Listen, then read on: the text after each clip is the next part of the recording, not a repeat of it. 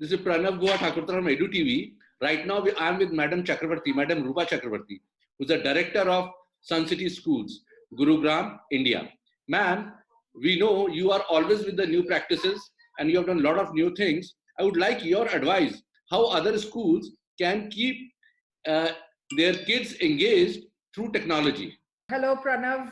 I'm glad that you are connecting some of us to ensure that we put in the best practices. These are challenging times, and it calls for challenges for educators like us to approach it in a way where the child is neither too bogged down, but at the same time is engaged enough to be able to utilize his time in a more fruitful manner. So keeping that in mind, I think there are ways that nursery to grade 2 has to be addressed, and there is a way grades 3 to 6 have to be addressed, and of course similarly the middle years and the high school has to be addressed.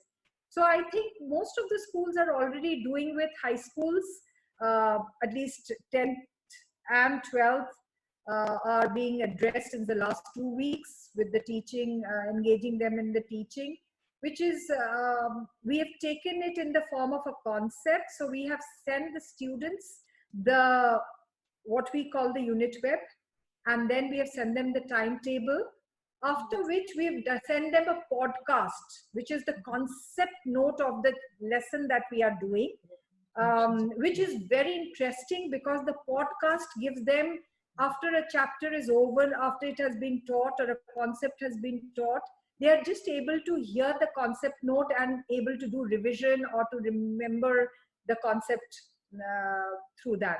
So besides that, we also have what we call the concept initiation. We have the concept elucidation, and thereafter we have assignments, etc. So, and we have teachers signing in live and having students sign in for their classrooms, for which even I am signed in. And for me, it's a huge learning. I mean, everything we forgot, we are able to kind of catch up with. But where the little ones are concerned, we are doing listening comprehensions through, you know, let's say maybe a little clipping of Tom and Jerry, or we are doing, you know, a story like the Kapok Tree, which is very animated. At the same time, it has enunciation, voice modulation. So then we are giving them not only the lesson or the concept to learn, but we are also ensuring that they are laying stress on speaking and listening skills together, you know. So after which they may have to record a little bit of their little story. And but this we are only starting from 1st of April or 7th of April if things carry on the way we are expecting it to in the future. Maybe we still carry on. So that's from me. Great, ma'am. Ma'am, I would like to have your advice on one more thing. Like Yes. the students who have written their class 12th examination in 2020, there's few of the papers are left and they are in a very strange situation. And it is historic for everyone. No one has faced this kind of situation. What is your advice for those students? For those students, I guess no advice would be heeded at this point of time, because there is a board like IB which has just cancelled its examination, which was scheduled to be in May. And so there would be maybe looking at the predictive scores to be able to give them marks. That's what IB has asked us to do. For IBGP especially, yes. So maybe, you know, we are not sure, but we could approach Chairperson CBSE also and ask her to look at predictive scores or look at the internal assessments, the IOAs, etc., to give them marks. But we'll have to wait and watch. But this could be a suggestion given to CBSE. I think that would be a wonderful suggestion. Thank you so much, Rupa ma'am, for your time. And we'll just go for a break and we'll come with a new guest, Dr. Neeta Bali, after this. Thank you so much, ma'am. Thank you, Rupa, ma'am. Thank you.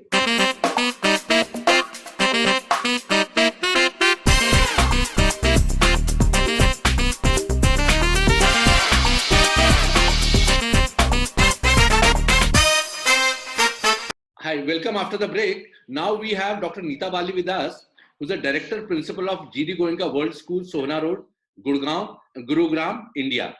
Ma'am, welcome. Ma'am, you have got so much of experience in schools. Yes. I would like to have your advice for how we can keep the students engaged during this medical emergency and directives given by the various governments to keep the schools closed. See, to begin with, Pranav, the session had almost ended when this closure was announced. Children had nearly finished with their exams or were towards the end of their exams. So whatever few exams that were left, we have worked out alternative solutions to get the children to be tested online. So a lot of online assignments and e-assessments have been administered. Our children, since we are a completely international school, our children are quite used to e-assessments. Even the younger ones, for that matter, they do a lot of research work and they're quite used to this kind of thing. So it really didn't pose a problem. We wanted to give them a little breather because I really don't think it's very important to push the children too much. I think it's good to be able to give children a little bit of time to themselves. They need to spend family time. They need to spend time with their siblings, with their parents. So I think that was the time, family time.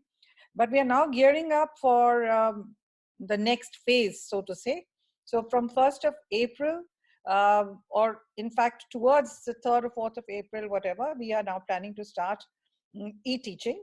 And we are definitely going to look at the possibility. Children are already acquainted with the use of Google Teams. So we would be using Google Teams to conduct online classes.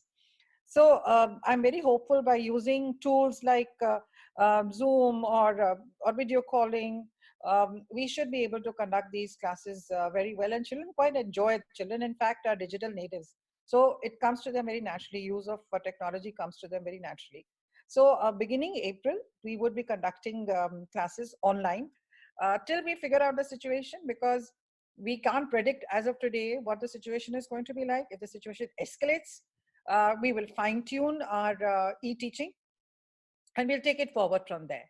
But however, we are in a state of preparedness as of today to do the online teaching and learning. Wonderful. Ma'am, as we have done so much of thing, what we are planning at EduTV, we are planning to organize career counseling through Zoom to students of class who have passed out class 12 this year. We'd like to have your advice how we can, ma'am, improve on it. I think that's a great idea. One, I don't know how you have planned it out. Ma'am, we are inviting the university officials and the students together on the Zoom platform. Great. So how you can take it forward is speak to various heads of schools. That's one. Get them to see the advantage of this. That's two. Get the heads of schools to prompt and motivate their career advisory cells to persuade the children to be able to join this online counseling, these online counseling sessions. I think it's a great idea. So first, please disseminate the information to the head of school, to the career advisory, who will further disseminate it to the students. And I think children should be happy for this opportunity. Ma'am, already roughly 150 students are registered from few schools of Delhi, and all the principals are appreciating it.